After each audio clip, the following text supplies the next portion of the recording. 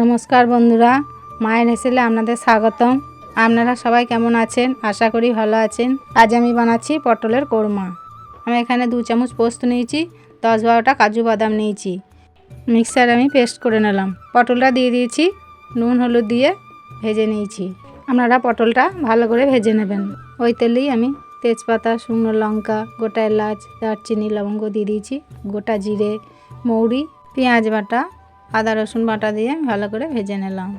কাঁচা লঙ্কা কুচি দিয়ে দিলাম, একটু হলুদ গুঁড়ো, একটু লঙ্কা গুঁড়ো, জিরে গুঁড়ো, ধনে গুঁড়ো, টমেটো পেস্টটা দিয়ে দিলাম, কষে নিলাম। কাশ্মীরি লঙ্কা গুঁড়ো একটু দিয়ে পোস্ত বাটাটা দিয়ে একটু কষে নিলাম অল্প জল দিয়ে। ফুললে পটলগুলো আপনারা দিয়ে দেবেন। পরিমাণ মতন নুন, একটু চিনি দিয়ে 3 মিনিট ঢাকা দিয়ে আমি রেখে দিলাম। পটলের কোরমা রেসিপি আপনাদের কেমন লাগলো অবশ্যই কমেন্ট করে জানাবেন।